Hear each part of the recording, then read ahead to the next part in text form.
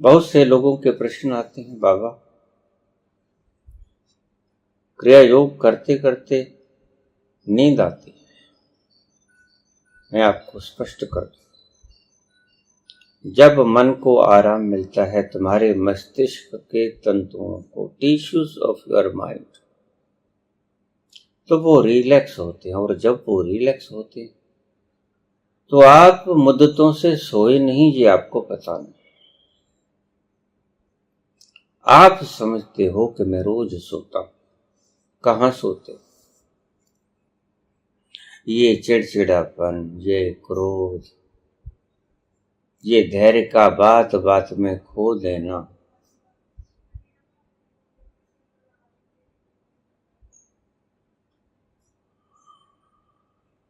ये ईर्ष्या, ये द्वेष, ये कंपटीशन, इस बात का इंगित है कि तुम थके हुए हो। तुम्हारी एनर्जी किसी ने छीन ली है, समाज ने छीन ली, व्यवस्था ने छीन ली, तुम्हारी ही दुर्भावनाओं ने छीन ली, लेकिन छीन ली। तुम थके हुए, इस थकावट को पार पाना होगा। क्रिया योग करोगे, तुम्हारे प्रत्येक टिश्यूज तक फ्रेशनेस पहुंचेगी और तुम्हें आराम महसूस होगा। और जब आराम महसूस होता है तो नींद आती है। रात्रि को भी हमें नींद तो आती है कि हम थक गए होते हैं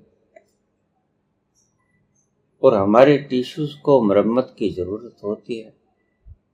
अब रात हो गई, कोई काम धाम नहीं, तो नींद आ जाती है।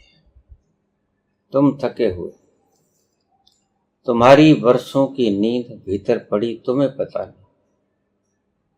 ये क्रोध, ये ईर्ष्या,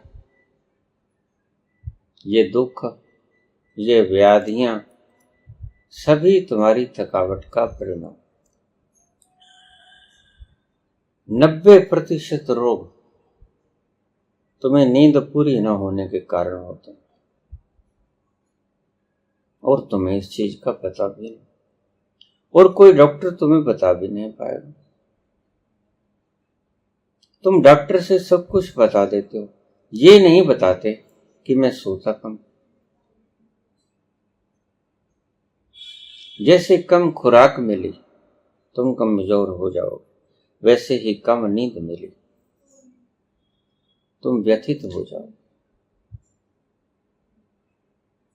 उग्र स्वभाव हो जाएगा, दुखी हो जाओगे, संतप्त हो जाओगे, ईर्ष्यालु,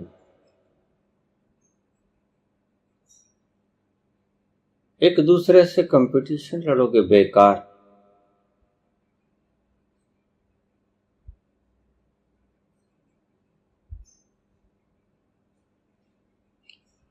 तुम थके हुए हो, खुराक दिख जाती है कि मैं कम खाता हूं, नींद नहीं दिखती तुम्हें। आपाधापी में नींद खत्म, इसलिए आज की पीढ़ी की नींद समाप्त हो गई। वो कभी पूरी तरह से फ्रेश नहीं हो पाता नींद की तरफ से। मानता कितना भी हो कि मैं सोता हूं, लेकिन सदा थका थका रहता है। तुम देखिए कैसे मरे मरे चाल ढाल, कैसे थके थके, भरी जवानी में कैसा आलस, तुम्हारे तंतु लेट जाते होते,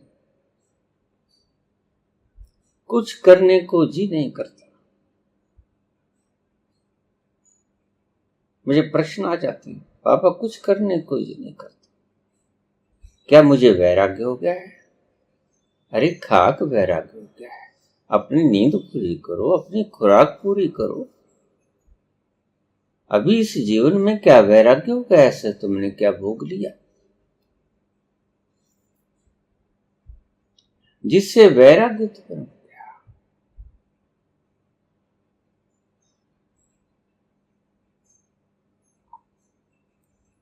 ऐसा अभी कुछ नहीं हुआ। अभी नींद को पूरी करो। जब तुम्हारी नींद पूरी हो जाएगी तो तुम ईर्ष्या ना करोगे, प्रेम करोगे, घृणा ना करोगे, उपद्रव ना करोगे, शांति के स्वभाव से घर जाओगे।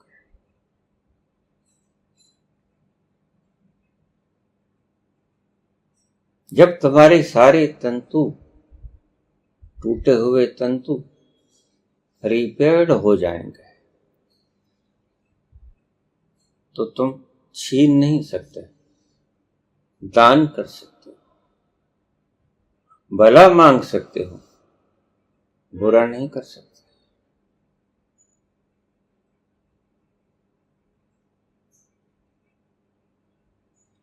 खुश रह सकते हो, दुखी नहीं रह सकते,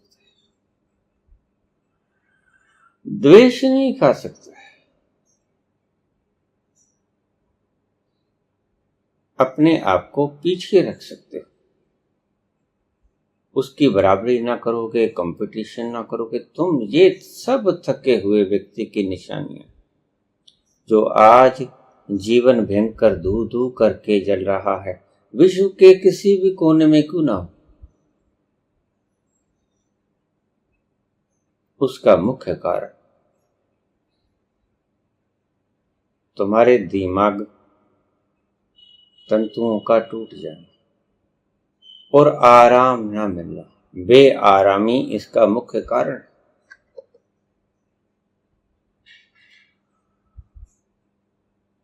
उसमें खुराक एक अहम रोल अदा करती है, ये मानो।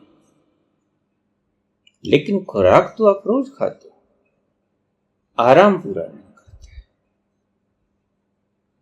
मैं रोज देखता हूं आचार्यगण आपको समझा रहे कैसे 3 घंटे में नींद पूरी। क्यों प्रकृति के साथ खिलवाड़ कर रहे हो? प्रकृति खुद ही तुम्हारी नींद पूरी कर देगी। बच्चे को नींद पूरी करनी पड़ती है क्या? प्रकृति उसको 22 घंटे सुलाती है। यही उपदेश बच्चे को देना शुरू कर दोगे तो बच्चा कभी ग्रो अप नहीं करेगा। मत खेलो इनकी जिंदगियों से। ऐसा क्या करवाना है इनको जगा के ब्रह्म मुहूर्त में? सिर्फ दौड़ लगवानी है। भागो, राम नाम जपो, राधे राधे करो, टर्ल खड़काओ, आरती करो, ये करो, वो करो, ये करो, दौड़ लगवाते। और देखिए ऐसा दौड़ना कि तुमसे आगे कोई ना निकल जाए। कंपटीशन में धकेल रहे हैं ये लोग। 5-4 व्यक्ति बात कर रहे थे। एक कहता मैं तो सुबह सूरज उगने से बाद में जगता हूं, कहता मैं पहले जग जाता हूं। एक कहता मैं 5 बजे जग जाता हूं, एक कहता मैं ब्रह्म मुहूर्त में 4 बजे 3 बजे जग जाता हूं। ये कंपटीशन हो रहा है।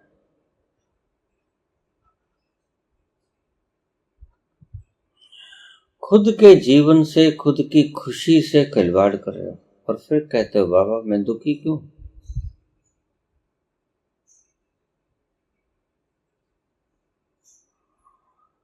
छोड़ो राम को, आराम की बात करो। अभी तो आराम की बात करो। और जैसे ही आपने आराम किया, राम पीछे पीछे आ जाएगा। राम की फिक्र मत करना।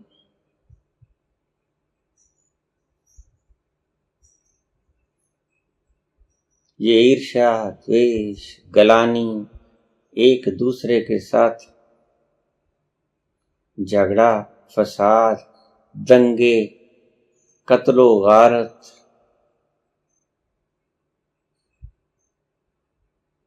भेदभाव किस चीज का परिचायक है? ये तुम्हारे पागलपन का परिचायक है। तुम पागल हो गए हो। चीन में अगर कोई व्यक्ति को बड़ी से बड़ी सजा दी जाती थी पहले, तो उसको सजा दी जाती थी कि इसको सोने न दिया जाए, नींद छीन लो। भोजन के बिना व्यक्ति रह सकता है। सरदार भगत सिंह जी ने जेल के भीतर 116 दिन का उपवास किया था, नहीं मरे, जीते रहे। बिना खाने के चल जाएगा, बिना पानी के 8-10 दिन तक चल जाएगा, ज्यादा भी चल सकता है।